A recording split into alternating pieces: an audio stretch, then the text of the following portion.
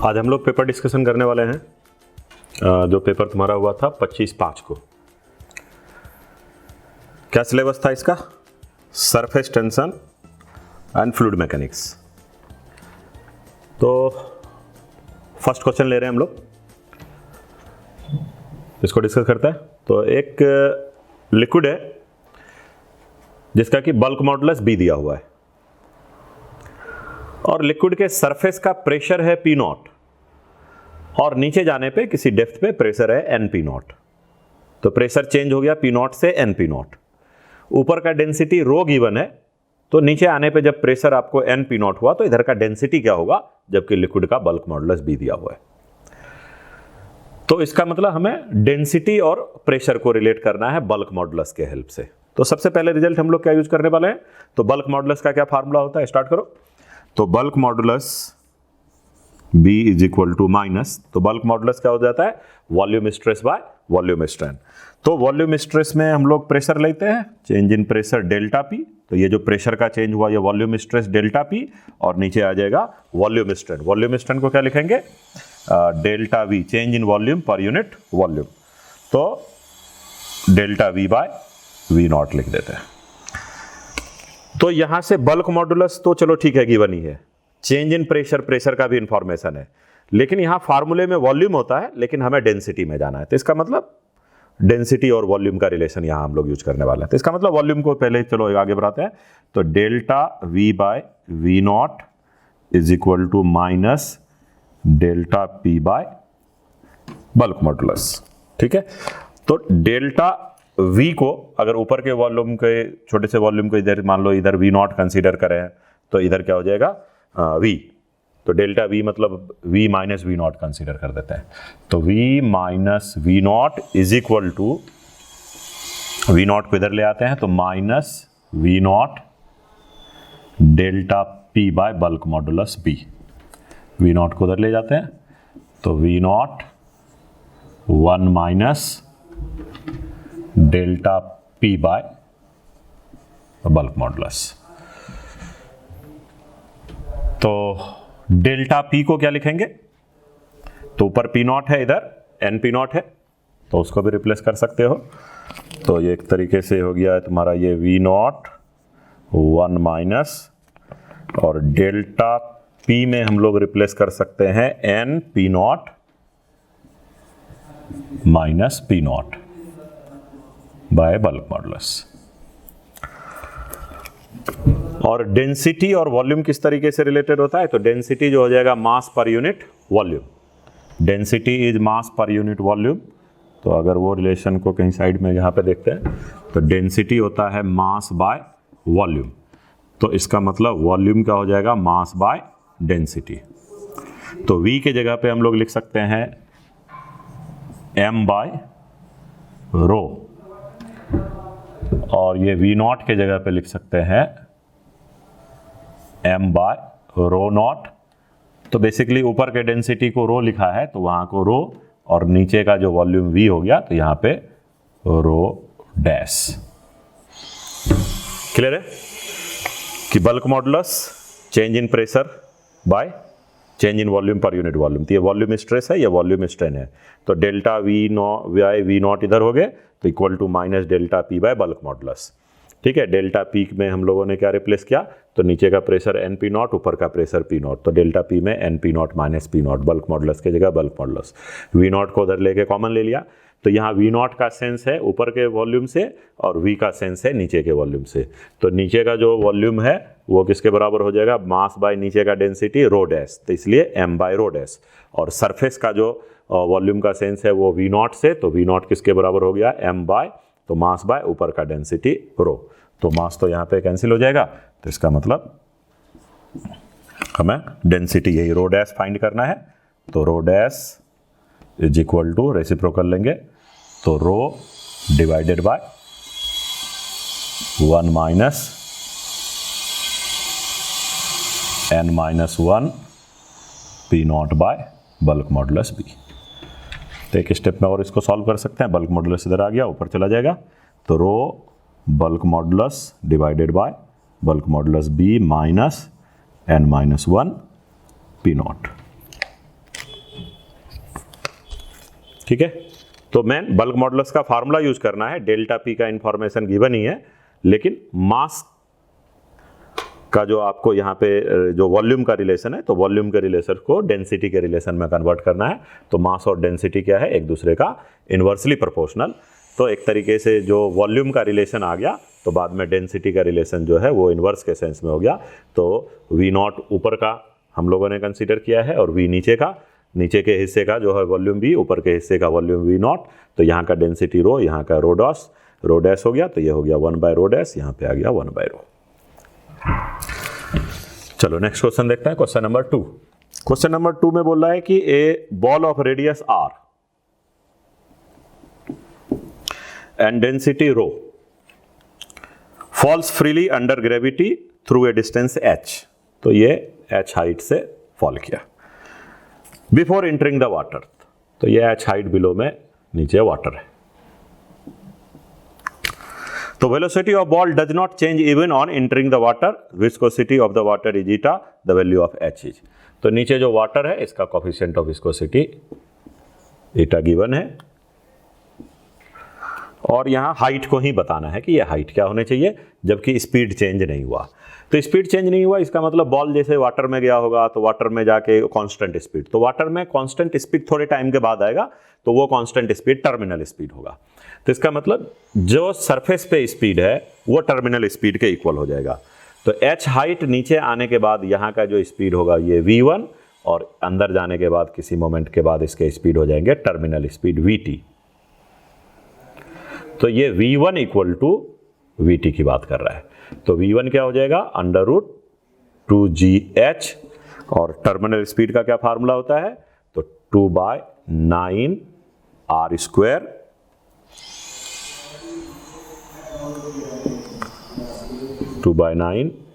ऊपर में हो जाएगा r², g नीचे होता है ईटा, और ऊपर इसका डेंसिटी और वाटर के डेंसिटी का डिफरेंस। तो ये रो और माइनस वाटर का डेंसिटी, यहाँ पे सिग्मा, ये वाटर का डेंसिटी होना चाहिए। तो यहां से h का वैल्यू कैलकुलेट हो जाएगा। यहाँ पे डेंसिटी ऑफ वाटर गिवन नहीं है, तो density of water CGS system में तो 1 होता है, SI सिस्टम में 1000 होते हैं। तो यहाँ पे एज सच इन्फॉर्मेशन गिवन नहीं है कि ये सारे क्वांटिटी SI में है कि CGS में है। यहाँ गिवन होने चाहिए कि ओके ये सारे क्वांटिटी CGS में है। अगर ये सारे क्वांटिटी CGS में है तो सिग्मा का वैल्यू हम लोग 1 पुट कर सकते हैं। तो वैसे केस में दोबारा क्या हो जाएगा, इसका स्क्वायरिंग करेंगे तो h इक्वल टू ये 2 का स्क्वायर 4, r के पावर 4, g बाय 9 का स्क्वायर 81 ईटा स्क्वायर, और 2g को अलग से नीचे भेज देते हैं, और ये हो जाएगा रो माइनस सिग्मा के प्लेस पे 1 का स्क्वायर। तो इसको सॉल्व करने से h आ जाएगा। लेकिन यहाँ पे सिग्मा का वैल्यू 1 पुट करने का मतलब वाटर का डेंसिटी 1 पुट कर रहे हैं, तो 1 का मतलब हो गया 1 ग्राम पर cc, इसका मतलब CGS में पुट कर रहा है। तो ये जो आंसर आएगा ये सारा वैल्यू CGS में रखने से ये h का वैल्यू CGS में होने चाहिए। और SI की बात करेंगे तो कायदे से यहाँ पे 10⁻³ पुट करना चाहिए।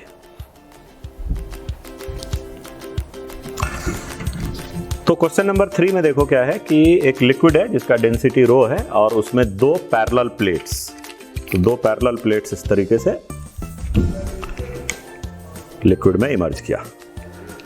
तो कैपिलरी एक्शन की वजह से इसमें लिक्विड राइज किया है। तो पूछा गया कि लिक्विड जो राइज किया उसका हाइट क्या होगा, जबकि इसके डेंसिटी रो दिया हुआ है, कांटेक्ट एंगल थीटा दिया हुआ है, और प्लेट का जो विड्थ है ये b दिया है, और दोनों प्लेट के बीच का सेपरेशन x दिया हुआ है। तो यहाँ पे सरफेस टेंशन का जो फोर्स ऊपर की ओर लगा उसके वजह से यहाँ पे लिक्विड राइज किया। अगर इसका थोड़ा क्रॉस सेक्शनल व्यू देखो इस तरीके से, मैं जैसे ये पैरेलल प्लेट ऐसे साइड व्यू है, अगर ऐसे देखेंगे मतलब इसी को साइड व्यू से, तो ये पैरेलल प्लेट्स है और इसमें तुम्हें इस तरीके का लिक्विड का सरफेस बना होगा। तो जैसे एक्चुअल में बाहर में तो लेवल यहाँ तक है, लेकिन ये जो लिक्विड राइज किया वो h हाइट तक राइज किया। इसी डायग्राम को थोड़ा ये साइड से देख रहे हैं, तो साइड से देखेंगे तो प्लेट का क्रॉस सेक्शन ये दिखेगा, ये दोनों के बीच का ये सेपरेशन एक्स नजर आएगा। और यहां पे सरफेस टेंशन का फोर्स ऐसे टेंजेंट में लगता है, इधर भी सरफेस टेंशन का फोर्स टेंजेंट में लगता है। तो ये कांटेक्ट एंगल यहाँ थीटा हो गया, तो ये भी कांटेक्ट एंगल थीटा हो गया। तो छोटे से लेंथ में अगर ये सरफेस टेंशन टी है और छोटा सा लेंथ डीएल लेंगे तो सरफेस टेंशन का फोर्स कहलाता है टी डीएल। तो वर्टिकल में ऊपर की ओर सरफेस टेंशन का फोर्स क्या लगेगा, T DL cos theta, T DL cos theta. तो force T DL cos theta का इंटीग्रेशन किधर, एक इस साइड में राइट वाले साइड में भी और लेफ्ट वाले साइड में भी, तो इसलिए ये हो जाएगा ट्वाइस। तो this is force by the surface tension T DL cos theta, इधर भी टी डीएल कॉस थीटा, तो 2 times T DL cos theta. तो यहाँ और ये जो वेट ऑफ लिक्विड है वो किसके बराबर, तो वेट ऑफ लिक्विड हो जाएगा वी रो जी। तो सरफेस टेंशन तो कांस्टेंट ही है, बाहर आ जाएगा, कॉस थीटा भी कांस्टेंट है, बाहर आ गया। और इंटीग्रेशन डीएल, तो इंटीग्रेशन डीएल का मतलब ये जो प्लेट है उसका लेंथ, तो DL plus DL plus DL मतलब ये वाला लेंथ, ये इसमें यहाँ पे ऐसे सरफेस टेंशन के फोर्स लगे होंगे टी डीएल ऐसे। तो ये छोटे छोटे लेंथ डीएल डीएल डीएल मिला के क्या हो जाएगा, ये टोटल लेंथ ये जो कि यहाँ पे बी दे रखा है, तो इसलिए वो कितना हो जाएगा बी। तो सरफेस टेंशन का फोर्स इस वाले वाल पे टी कॉस थीटा इंटू ये प्लेट का विड्थ बी, तो T cos theta into B ऊपर की ओर, इस पे भी T cos theta into B ऊपर की ओर। तो टी कॉस थीटा कंपोनेंट हो गया और ये प्लेट का विड्थ हो गया बी, तो T cos theta into B, 2 plate है इसलिए ट्वाइस। और ये जो वेट हुआ इस लिक्विड का वॉल्यूम वी रो जी, तो वेट नीचे सरफेस टेंशन का फोर्स ऊपर, इक्विलिब्रियम है इसलिए दोनों फोर्स इक्वेट करेंगे। तो वॉल्यूम कितने हो जाएगा इस लिक्विड का, तो हाइट h है, विड्थ यहाँ पे ये गैप x हो गया और प्लेट जो अंदर की ओर जा रहा है वो b, तो वॉल्यूम हो जाएगा तुम्हारा h b x रो g। हमें क्या फाइंड करना है h, तो देयरफॉर h इक्वल टू, एक तो b देख सकते हो यहां दोनों तरफ से कैंसिल हो गए, तो 2t cos theta divided by rho g x. तो ये हो गया height of the liquid risen between the 2 parallel plates. किसके वजह से ऐसा हुआ, तो एक तरीके से कैपिलरी ट्यूब में जैसे होता है ना, कैपिलरी ट्यूब में तुम्हारा सर्कुलर ट्यूब होता है तो उसमें लिक्विड राइज करते हैं, यहाँ पे सर्कुलर ट्यूब नहीं लेके 2 पैरेलल प्लेट्स लिए गए। चलो नेक्स्ट क्वेश्चन देखते हैं, क्वेश्चन नंबर 6। इसमें बोल रहा है capillary tube of radius r is emerged vertically in a liquid such that liquid rises into A height h less than, मतलब एक कैपिलरी ट्यूब है जिसका कि रेडियस r हो गए, तो ऑब्वियसली इसमें कुछ लिक्विड राइज किए होंगे, तो ये लिक्विड जो राइज किया इसका हाइट हो गया h। Mass of the liquid in this capillary tube is m, तो ये जो राइज किया है लिक्विड इसका मास हो गया m। अब बोला जा रहा है कि if the mass of the liquid capillary tube is m, if the radius of the capillary tube is increases, तो रेडियस को अगर इंक्रीज कर दिया गया 50% से, तो 50% से इंक्रीज होने के बाद ये हो गया r डैश, तो r डैश कितना, r प्लस r का 50% यानी r बाय 2, तो ये हो गया 3r बाय 2, तो रेडियस को चेंज हो गया, मतलब रेडियस इज चेंज्ड बाय 50%। कैसा हुआ 50% इंक्रीज, तो इसलिए r dash r plus r by 2 3r by 2 हो गए। तो पूछ रहा है mass of the liquid risen in the tube, तो अब जो मास हुआ m डैश पूछ रहा है कि क्या होंगे। तो जो लिक्विड राइज किया तो वो मास जो होगा वो किसके बराबर, तो मास हो जाएगा डेंसिटी इंटू वॉल्यूम, और वॉल्यूम कितने, पाई r स्क्वायर h के बराबर। तो mass of the liquid density pi r square h। अब लिक्विड जो इसमें राइज करता है तो h का क्या फार्मूला होता है, तो h का फार्मूला तुम्हें होता है 2t cos theta by rho g r। तो ये रिजल्ट से हमें पता चलता है h is inversely proportional to r, तो h is inversely proportional to r, इसका मतलब h इंटू r तो कांस्टेंट हो गए।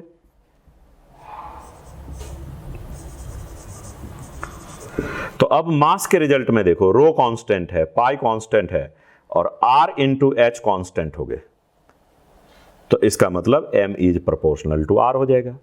तो therefore m is directly proportional to r, क्योंकि m is proportional to r square h। यहां से क्या पता चला, m is proportional to r square h, और कैपिलरी के फार्मूले से 2t cos theta by rho g h, h is inversely proportional to r, तो h इंटू आर कॉन्स्टेंट, तो h इंटू आर अगर कॉन्स्टेंट हो गए तो इस रिजल्ट को यूज करेंगे तो क्या हो जाएगा, m is proportional to r, क्योंकि एक r और h मिलके तो कांस्टेंट हो गए। तो इसका मतलब रेडियस देखो कितने टाइम्स हो गया, 3/2 टाइम्स हो गए, तो इसका मतलब m dash by m equal to r dash by r।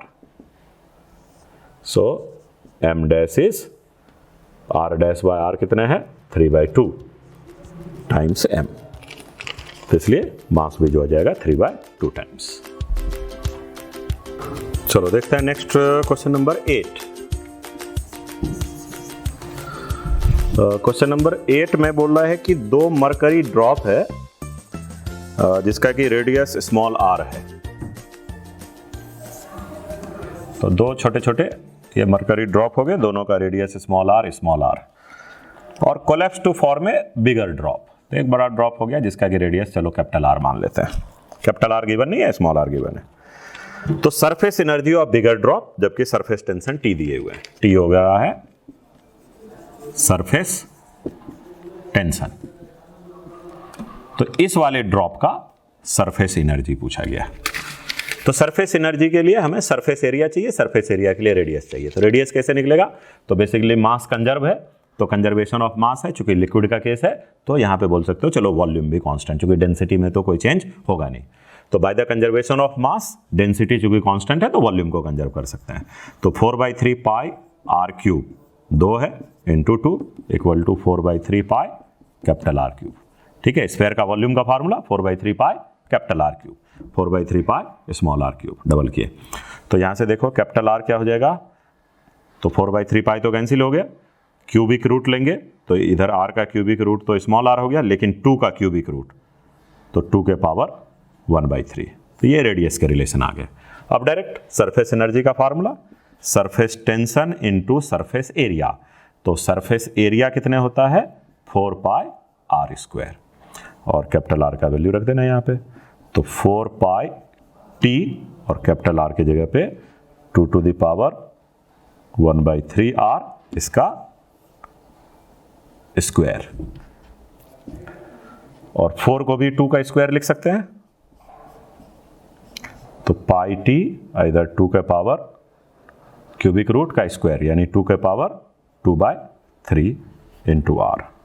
तो 2 का पावर ऐड हो जाएगा, तो 2 प्लस 2/3 तो 8/3, तो 2 to the power 8/3, power add हो जाता है ना, ये भी 2 ये भी 2, तो पावर 2/3, तो 2 के पावर 2 प्लस 2/3, तो 2 प्लस 2/3 कितने हो गए, 8/3 इंटू पाई टी आर।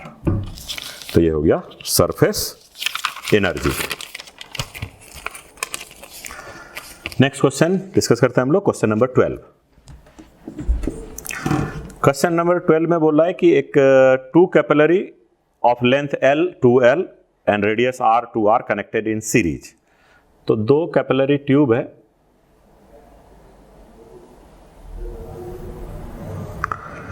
तो पहले लेंथ है L और बाद में लेंथ कर दिया 2L। पहले रेडियस है R और इधर का रेडियस है 2R।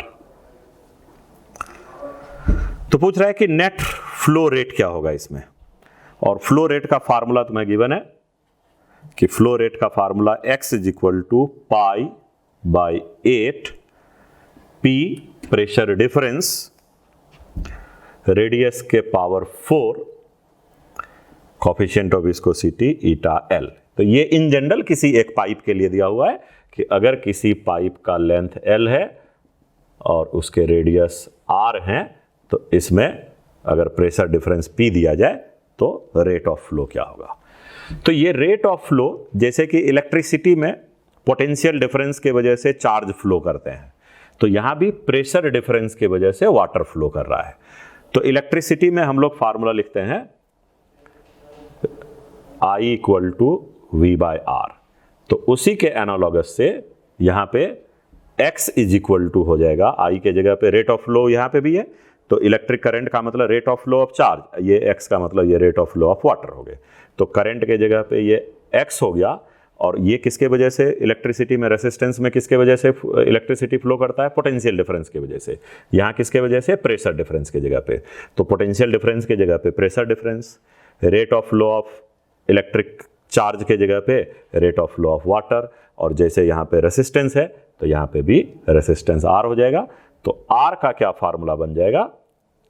यहाँ पे R का फार्मूला होगा 8 eta L by pi R के पावर 4। तो इसका फायदा क्या होगा कि अब ये सीरीज का केस हो गया, तो यहां पे हम R इक्विवेलेंट निकाल सकते हैं सीरीज के फार्मूले से। तो R सीरीज किसके बराबर? R1 plus R2। क्योंकि ये तो सिंगल पाइप के लिए था, अब दो पाइप सीरीज में लगा दिया तो सीरीज का फार्मूला R1 प्लस R2। तो क्या लिखेंगे फार्मूला? 8 ईटा, पहले वाले का तो लेंथ और R वही है, तो L बाय पाई R के पावर 4। लेकिन नेक्स्ट में क्या हो गया? लेंथ हो गया 2L, तो 8 ईटा 2L बाई पाई, और रेडियस हो चुका है यहां पे 2R, तो 2R के पावर 4। तो ये सॉल्व करके ये वाला पार्ट तो कॉमन ही आ जाएगा, 8 eta L by pi R के पावर 4 कॉमन हो गए। यहां बच जाएगा 1, इधर क्या बचेगा? तो 2 के पावर 4 और ऊपर में एक 2 है, तो 2 कैंसिल हो गया, तो डिनोमिनेटर में क्या बच जाएगा? 1 बाय 2 का क्यूब 8, तो ये हो गया 9 बाय 8 टाइम्स जो सिंगल का रेसिस्टेंस था, 8 eta L by pi R के पावर 4। तो अब R इक्विवेलेंट निकल चुका है, तो अब जो नया रेट ऑफ फ्लो होगा उसके बारे में पूछ रहा है कि अब रेट ऑफ फ्लो क्या होगा। तो नाउ रेट ऑफ फ्लो को हम क्या बोल सकते हैं सीरीज के केस में? तो rate of flow in the case of series, X किसके बराबर? तो P divided by R series.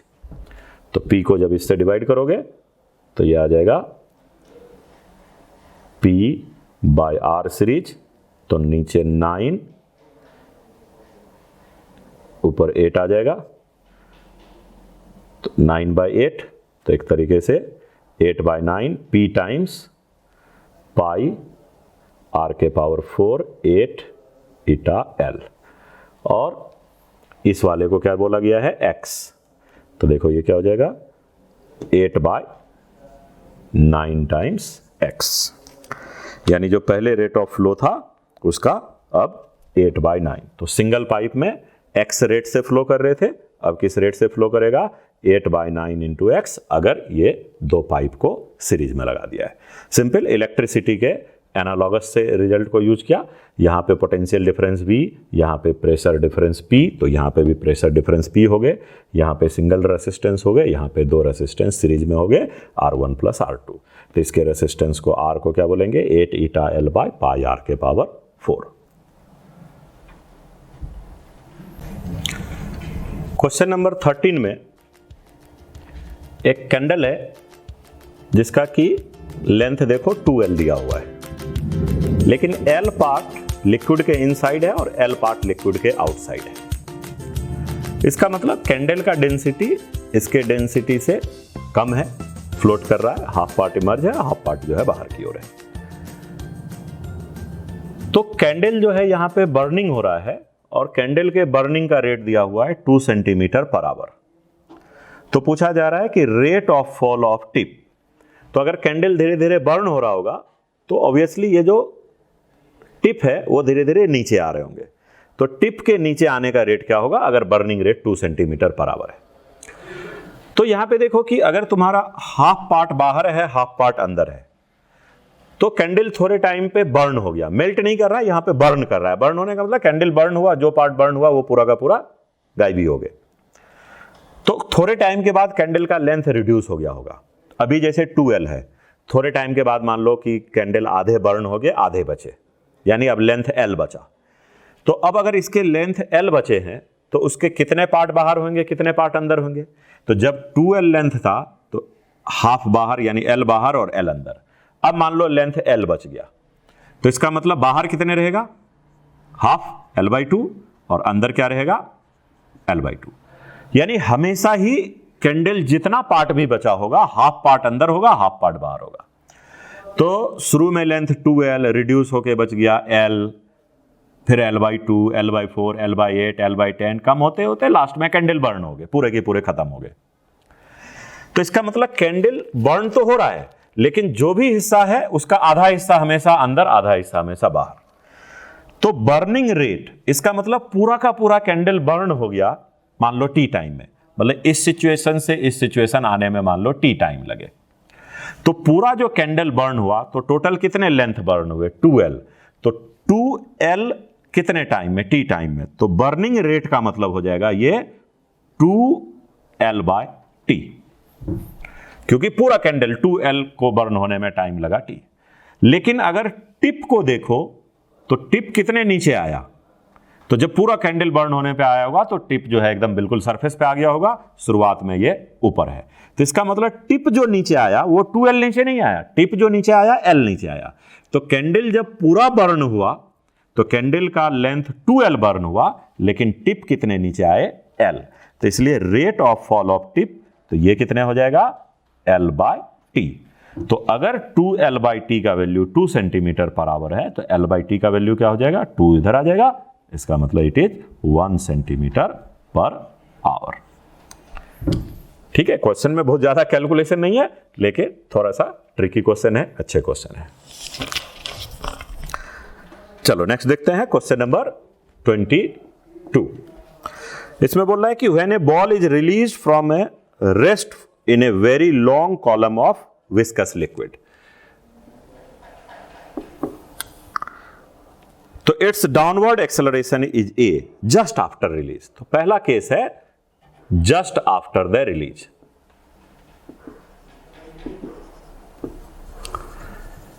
तो किसी लिक्विड में अगर किसी बॉल को जस्ट रिलीज करेंगे लिक्विड में, तो इस पे क्या क्या फोर्स लगा होगा, एक तो mg और एक बॉयंसी, और अभी इसके एक्सेलरेशन है a just after the release. तो इसका मतलब यहां पे mg minus buoyancy equal to m into a के बराबर हो गया। mg minus buoyancy is m into a।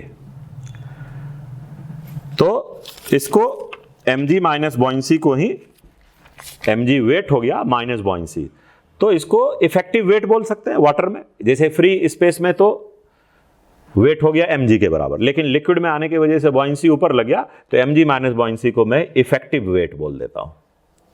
तो यहां इफेक्टिव वेट किसके बराबर हो गए, तो effective weight downward is equal to ma। Simple mg minus buoyancy को इफेक्टिव वेट लिख दिया, तो दिस इज ma। तो ये पहला सिचुएशन दिया हुआ है। अब बाद के केस में क्या सिचुएशन दिया है, it's acceleration when it has acquired 2/3 of the maximum velocity. तो किसी भी लिक्विड में, ये तो इमर्ज किया था जस्ट आफ्टर इनिशियल के केस में था, लेकिन बाद में मैक्सिमम वैल्यू अचीव करने का क्या मतलब हुआ, तो मैक्सिमम वैल्यू अचीव करने का मतलब हो गया मैक्सिमम वेलोसिटी। इसका मतलब ये इसने अपने टर्मिनल स्पीड को गेन कर लिया। तो बॉल नीचे आते आते टर्मिनल स्पीड को गेन किया होगा, तो ये जो टर्मिनल स्पीड गेन किया होगा, तो अब इसके ऊपर एक विस्कस फोर्स भी आ गया, बॉयंसी फोर्स भी आ गए और mg भी हो गए। लेकिन जब इसको टर्मिनल स्पीड मिल चुका है तो इसका एक्सेलरेशन होगा 0।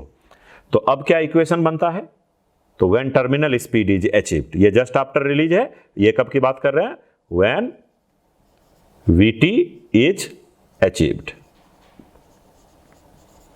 तो vt अचीव्ड होने के बाद मतलब एक्सेलरेशन नहीं है, तो अब ये इक्विलिब्रियम का केस हो जाएगा। तो Fv viscous force plus buoyancy equal to mg।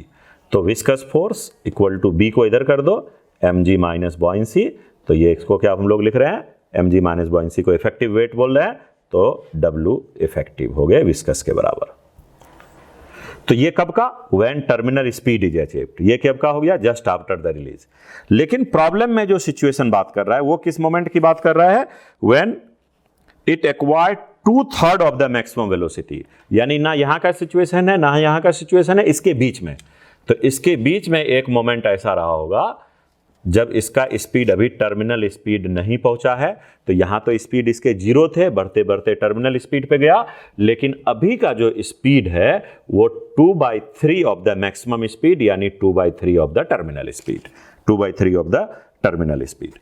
तो इस मोमेंट पे पूछ रहा है कि इसका एक्सेलरेशन जो होगा वो क्या होने चाहिए।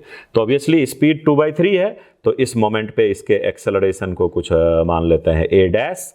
तो ये a डैश को हम लोग फाइंड करते हैं, जो कि क्वेश्चन में a डैश इक्वल टू लिख रहा है a/x। क्वेश्चन में इसी a डैश को a/x लिख दिया है और x का वैल्यू पूछ दिया है, तो इसका मतलब a डैश फाइंड करने से काम हो जाएगा। तो इस टाइम पे एक्सेलरेशन होगा, यहां पे एक्सेलरेशन नहीं है क्योंकि यहां पे टर्मिनल स्पीड अचीव हो चुका है। तो टर्मिनल स्पीड अचीव होने के बाद एक्सेलरेशन नहीं है, लेकिन अभी एक्सेलरेशन है। तो क्या क्या फोर्स हो जाएगा, mg विस्कस बॉयंसी, लेकिन अभी इसको एक्सेलरेशन है। तो क्या इक्वेशन लिखेंगे, तो व्हेन v इज 2/3 vt, तो क्या क्या फोर्स लिखेंगे, तो एक हो जाएगा mg downward minus buoyancy minus viscous force. लेकिन ये विस्कस फोर्स जो है ये vt पे डिपेंड कर रहा है और ये विस्कस फोर्स v पे डिपेंड कर रहा है, तो इसको fb डैश में लिख देता हूं, क्योंकि ये विस्कस फोर्स क्या होगा 6 पाई ईटा आर vt, और ये क्या होगा 6 पाई ईटा आर v, और v कितना है 2/3 vt। तो इसका मतलब ये जो विस्कस फोर्स है 2/3 विस्कस फोर्स।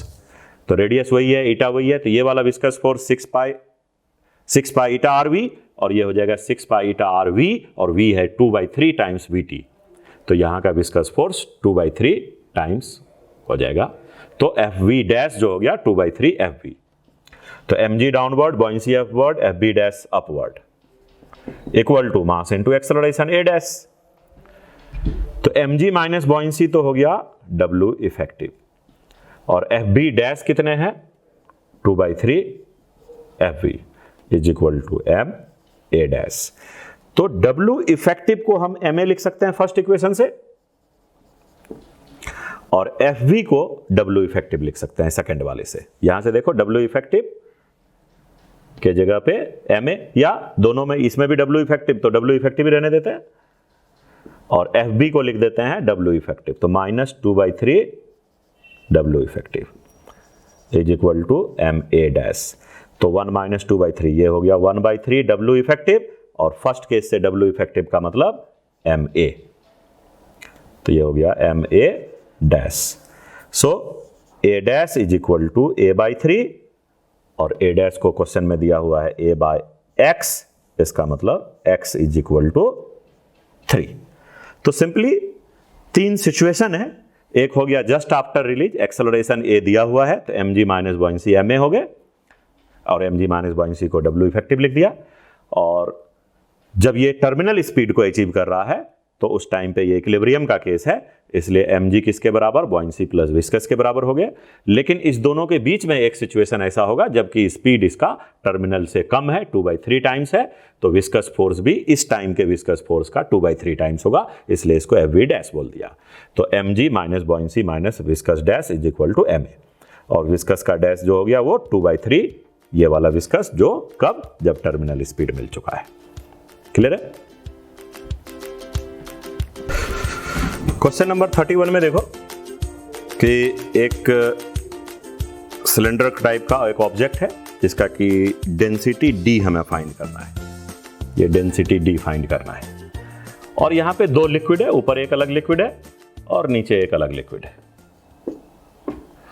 तो ऊपर के लिक्विड का डेंसिटी रो है, नीचे के लिक्विड का डेंसिटी n रो है, और जब ये इक्विलिब्रियम में है तो इसका निचला हिस्सा जो है, जो इसके अंदर इमर्ज है, वो PL, टोटल लेंथ इसके L है, तो नीचे का लेंथ जो है PL, तो ऑब्वियसली ऊपर का लेंथ क्या होगा, तो अगर ये कंप्लीट लेंथ L है, नीचे का लेंथ PL हो गए, तो ऊपर का लेंथ क्या हो गया L माइनस PL, तो 1 माइनस P इंटू L। तो ये दोनों लिक्विड में इसके जो इमर्ज्ड लेंथ है वो गिवन है, और नीचे का डेंसिटी, ऊपर का डेंसिटी भी क्लियर है, ये 2 तरीके का लिक्विड फ्लोट कर रहा है, और ये इक्विलिब्रियम में, हमें डेंसिटी बताना है। तो सिंपल इक्विलिब्रियम का मतलब नेट फोर्स जीरो करना है। तो क्या क्या होगा, तो इसके ऊपर जो बॉयंसी फोर्स ऊपर की ओर लगा और इसका जो mg नीचे होगा, इसको इक्वेट करना है। तो mg is equal to buoyancy. तो mg क्या हो जाएगा, तो इसका डेंसिटी d इंटू वॉल्यूम। तो कुछ इसका क्रॉस सेक्शनल एरिया हम लोग मान लेते हैं। तो अगर ये क्रॉस सेक्शनल एरिया को a मान लिया जाए तो वॉल्यूम क्या हो गया, a इंटू डी, और इसका a इंटू एल। तो a इंटू एल इसके वॉल्यूम हो गए, और इसमें डेंसिटी d से मल्टीप्लाई कर दो, तो मास हो जाएगा डेंसिटी इंटू वॉल्यूम। तो डेंसिटी d, वॉल्यूम कितने हो गए, cross sectional area a into length l। तो ये मास हो गया इंटू g, तो ये हो गया वेट डाउनवर्ड। और बॉयंसी फोर्स क्या होता है, वेट ऑफ डिस्प्लेस फ्लूइड। तो फ्लूइड जो डिस्प्लेस किया उसका वेट, तो इसने दो तरीके के फ्लूइड को डिस्प्लेस किया है, इसलिए दोनों फ्लूइड के वेट को हमें लिखना पड़ेगा। तो नीचे वाला जो फ्लूइड को डिस्प्लेस किया उसका डेंसिटी कितना है, n रो, ये डेंसिटी हो गया। तो वेट निकालने के लिए डेंसिटी में वॉल्यूम मल्टीप्लाई करेंगे, तो निचले हिस्से का वॉल्यूम क्या हो जाएगा, क्रॉस सेक्शनल एरिया A, और इधर का लेंथ हो गया PL। तो cross sectional area A into PL, तो ये वाला वॉल्यूम हो गया, और इसी वॉल्यूम के बराबर नीचे के लिक्विड को डिस्प्लेस किया है, तो नीचे वाले लिक्विड का डिस्प्लेस लिक्विड का वेट। तो वॉल्यूम इंटू डेंसिटी, मास हो गए इंटू G।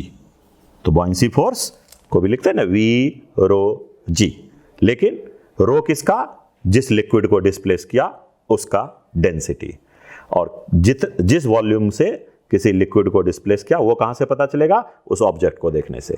तो इस वॉल्यूम के बराबर इस वाले लिक्विड को डिस्प्लेस किया है, इस वॉल्यूम के बराबर इस वाले लिक्विड को डिस्प्लेस किया। तो हमने नीचे वाले लिक्विड का वेट लिख लिया, जो इस वॉल्यूम के बराबर जो लिक्विड डिस्प्लेस हुआ। अब अपर इस लिक्विड को भी डिस्प्लेस किया है, तो उसका डेंसिटी है रो, और वॉल्यूम कितने हो जाएगा, तो क्रॉस सेक्शनल एरिया A, और ये वाला length 1 minus P into L। तो डेंसिटी इंटू वॉल्यूम, मास हो गए इंटू G। तो इस इक्वेशन को सॉल्व करके हम लोग फाइंड कर सकते हैं वैल्यू ऑफ D। तो ये डेंसिटी आ जाएगा। चलो नेक्स्ट क्वेश्चन देखते हैं, क्वेश्चन नंबर 35। 35 में क्या है कि एक कंटेनर है,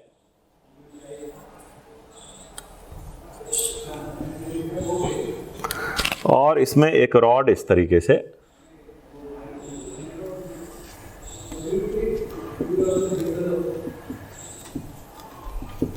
रखा हुआ है। तो हमें इस केस में ये थीटा का वैल्यू पता करना है, ये जो एंगल थीटा होगा। क्या क्या इंफॉर्मेशन गिवन है, तो रॉड का लेंथ तुम्हें गिवन है। अगर ये पॉइंट को P कंसीडर करें, ये Q कंसीडर करें, और ये पॉइंट को R, PQ, ये पॉइंट को चलो R ले लेते हैं, तो पूरे रॉड का लेंथ L है। तो इसका जो वेट काम कर रहा होगा वो एग्जैक्टली मिडिल पॉइंट पे, और इसका जो बॉयंसी फोर्स काम कर रहा होगा, तो जो पोर्शन इमर्ज्ड है उसके मिडिल पॉइंट पे।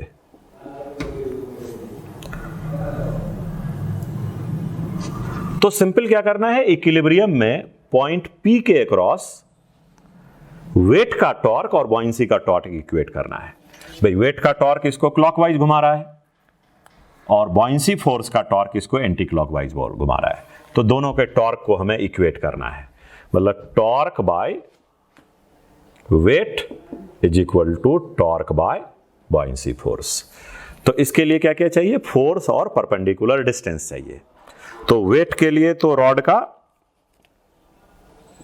वेट हो गया, और परपेंडिकुलर डिस्टेंस क्या हो जाएगा, तो इस पूरे का लेंथ L है, तो ये लेंथ हो जाएगा L/2। तो वेट फोर्स हो गया, और P से इसके परपेंडिकुलर डिस्टेंस, ये जो टॉर्क ले रहे हैं हम लोग किसके क्रॉस ले रहे हैं, अबाउट P। तो टॉर्क अबाउट पी किसका, वेट का, तो वेट यहां से परपेंडिकुलर डिस्टेंस ये हो गया, तो ये लेंथ कैपिटल L/2, पूरा लेंथ L, तो ये L/2, तो क्या हो जाएगा perpendicular distance L/2 cos theta.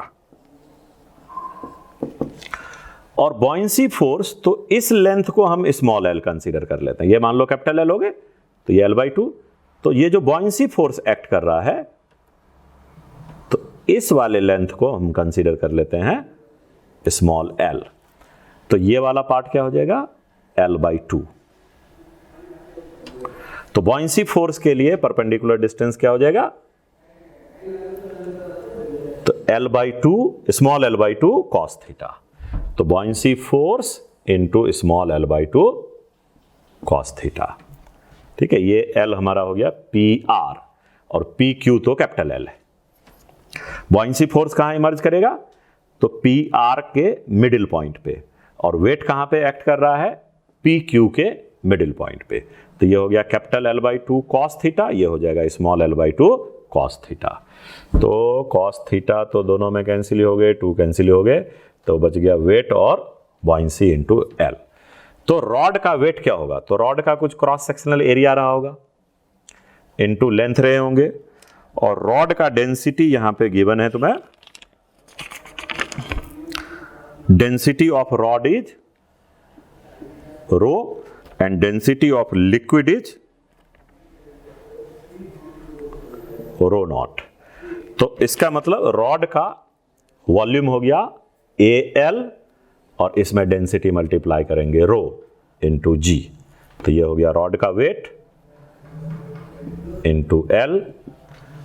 Buoyancy force का मतलब जो पोर्शन इमर्ज्ड है, तो इमर्ज्ड पोर्शन के वॉल्यूम के बराबर जो लिक्विड डिस्प्लेस हुआ है उसका वेट, तो उसको क्या लिखेंगे, cross sectional area A into small l, जो लिक्विड में इमर्ज है वो वॉल्यूम AL, और लिक्विड का डेंसिटी हो गया रो नॉट इंटू G, तो ये बॉयंसी फोर्स हो गए। तो mg भी v रो जी, बॉयंसी भी v रो जी, लेकिन वॉल्यूम दोनों के अलग अलग, डेंसिटी अलग अलग, यहां पे डेंसिटी रॉड का, यहां पे डेंसिटी लिक्विड का, यहां पे पूरे रॉड का वॉल्यूम होगा क्योंकि पूरे रॉड का वेट चाहिए, और बॉयंसी फोर्स में हमें वेट ऑफ डिस्प्लेस फ्लूइड चाहिए, इसलिए रॉड के उस हिस्से का वॉल्यूम जो लिक्विड में इमर्ज है AL, और ये हो गया स्मॉल l। तो देखो क्रॉस सेक्शनल एरिया भी कैंसिल हो जाएगा और G भी कैंसिल हो गए, तो यहां पे देख सकते हैं L² rho equal to small l² rho naught. और ये जो लिक्विड का हाइट है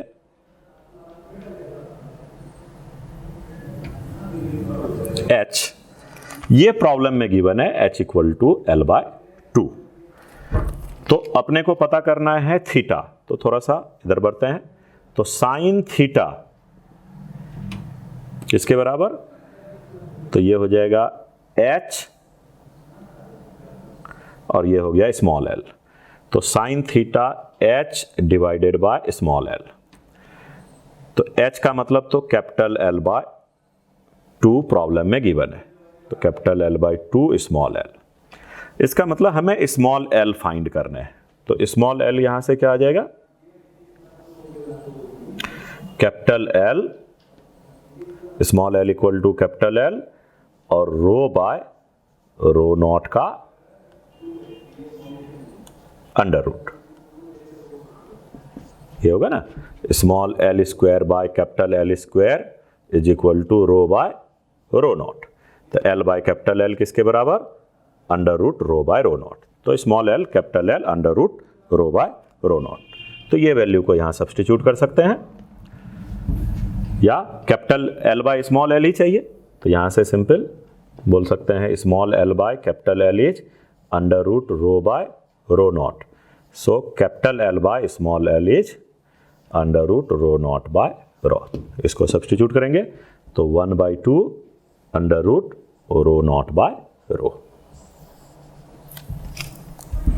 क्लियर है, मेनली टॉर्क को बैलेंस करना है, टॉर्क बाय वेट और टॉर्क बाय बॉयंसी, और ये ध्यान रखना वेट तो पूरे रॉड के मिडिल में एक्ट करेगा, लेकिन बॉयंसी फोर्स जो पार्ट लिक्विड में इमर्ज्ड है उसके मिडिल में एक्ट करेगा। तो पूरे रॉड को कैपिटल L लिया तो L/2 तक पे ये वेट एक्ट कर रहा है, और इसको स्मॉल एल कंसीडर किया तो P पॉइंट से स्मॉल l/2 पे बॉयंसी फोर्स एक्ट कर रहा है। ओके, चलो नेक्स्ट क्वेश्चन हम लोग डिस्कस करते हैं, क्वेश्चन नंबर 39। इसमें बोल रहा है कि thin metal disc of radius r, एक मेटल का डिस्क है,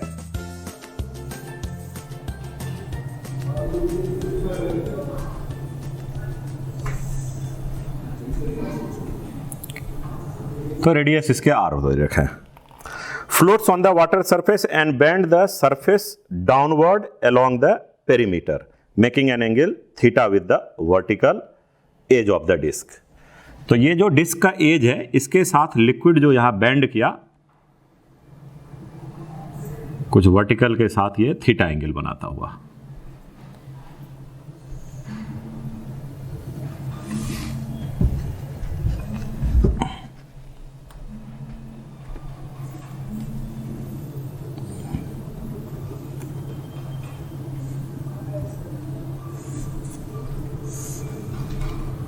ये लिक्विड यहां पे वर्टिकल से थीटा एंगल।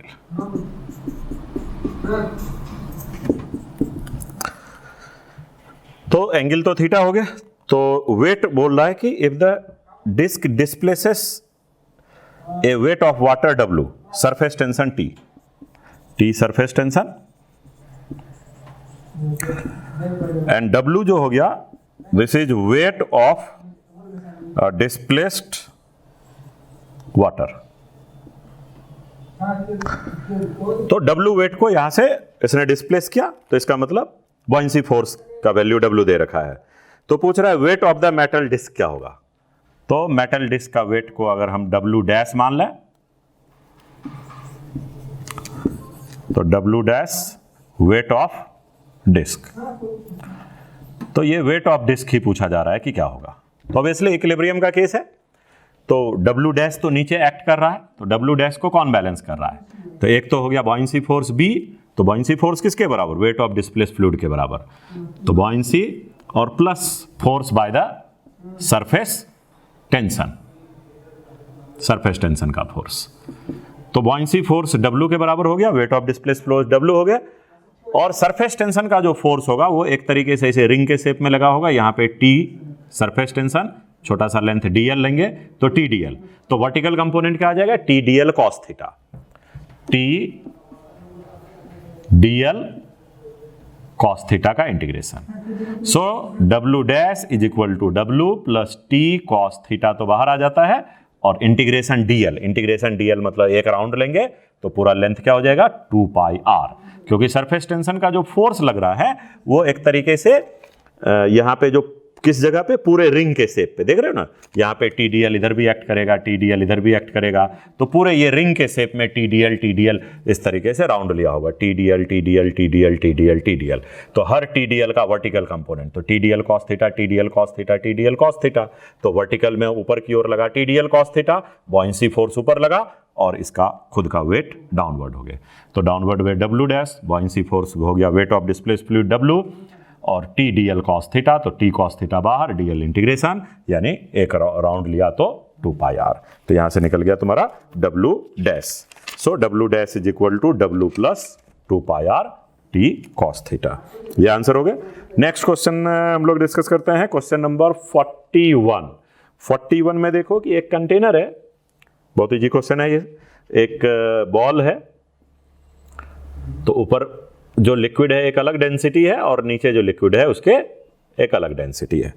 तो ये डेंसिटी है तुम्हारा ρ1, ये डेंसिटी है ρ2 और ये डेंसिटी है ρ3। तो सिंपल डेंसिटी का कंपैरिजन पूछ रहा है। तो यहां बॉल को देखो तो नीचे वाले लिक्विड पे फ्लोट कर रहा है, लेकिन ऊपर वाले लिक्विड में सिंक कर गया। तो इसका मतलब ρ2 जो है वो किससे ज्यादा होगा, ρ3 से, क्योंकि ये ρ3 वाला जो डेंसिटी है वो इस ρ2 के सेंस में देखो तो ये इस पे फ्लोट कर रहा है। तो फ्लोट कब करेगा, जब डेंसिटी कम होंगे। लेकिन इसी ρ3 को देखो तो ये ऊपर वाले लिक्विड में नीचे चला गया, सिंक हो गया। तो इसका मतलब इसकी डेंसिटी ρ3 जो है वो ρ1 से ज्यादा है। तो सबसे लो डेंसिटी ρ1, उससे ज्यादा ρ3 और उससे भी ज्यादा ρ2। तो ρ2 greater than ρ3 greater than ρ1। Clear है। सिंपल डेंसिटी का कंपैरिजन का केस है।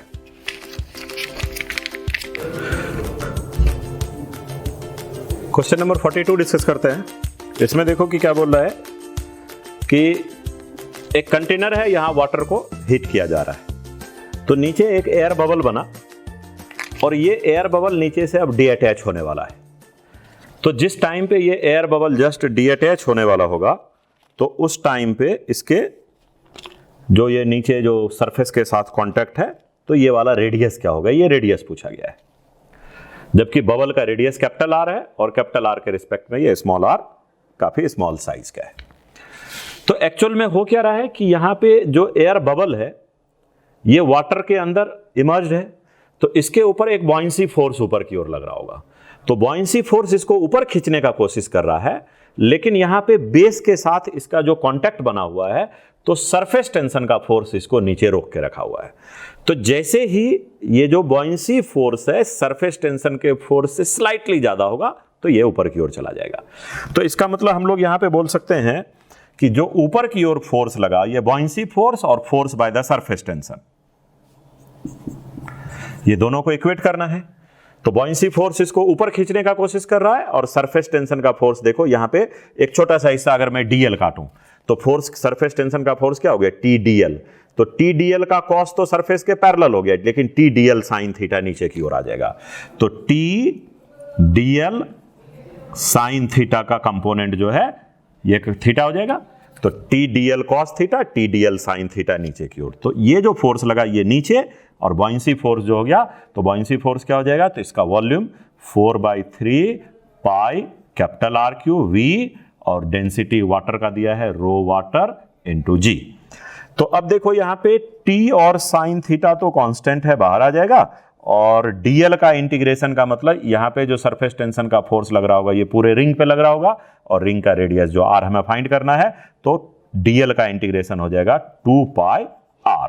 तो T sine theta into 2 pi R, और इधर हो गए 4/3 pi capital R cube rho water into जी। तो यहां पे साइन थीटा जो है ये वाला ट्रायंगल से देखो, तो ये एक राइट एंगल ट्रायंगल बन रहा है, तो साइन थीटा का वैल्यू क्या लिख सकते हैं, तो ये तो स्मॉल आर है, ये कैपिटल आर है, तो साइन थीटा के प्लेस पे लिख सकते हैं, साइन थीटा के प्लेस पे क्या हो जाएगा, small R by capital R. तो इसको रिप्लेस कर दो, तो T sine theta small R by capital R into 2 pi R is equal to 4/3 pi capital R cube rho water into जी। तो इसको सॉल्व करके स्मॉल आर आसानी से आ जाएगा। सिंपली सरफेस टेंशन का फोर्स नीचे लग रहा है, बॉयंसी ऊपर, तो बॉयंसी हो गया V rho water into g, और सरफेस टेंशन का फोर्स यहाँ पे T D L cos theta तो सरफेस के पैरेलल आ गया, नीचे की ओर आएगा T D L sine theta. तो टी साइन थीटा बाहर कर दिया, डी एल का इंटीग्रेशन मतलब 2 पाई स्मॉल आर, और साइन थीटा का value small R by capital R. Next question देखते हैं हम लोग, क्वेश्चन नंबर 44। तो क्वेश्चन नंबर 44 में बोला है cylindrical tube spray pump has the radius R. तो एक पंप है इस तरीके से, और एक तरफ इसके रेडियस जो है, तो ये रेडियस आर दिया हुआ है। One end of which has n fine holes. तो दूसरे साइड में एक तरफ तो रेडियस आर है, लेकिन इधर में छोटे छोटे बहुत सारे होल्स बने हुए हैं।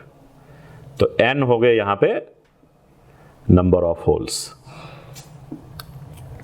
और हर एक होल का इसका जो है radius small R, radius small R.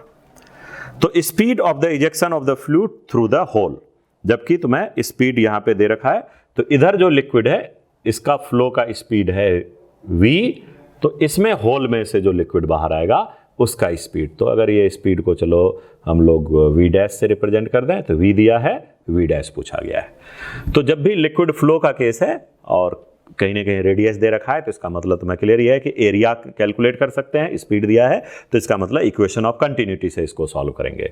तो इक्वेशन ऑफ कंटिन्यूटी से क्या हो जाएगा,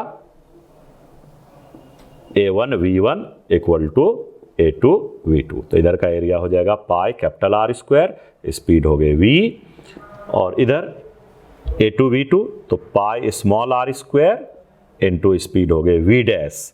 लेकिन यहां पे इस तरीके के नंबर ऑफ होल्स n है, इसलिए यहां n टाइम से मल्टीप्लाई करना पड़ेगा।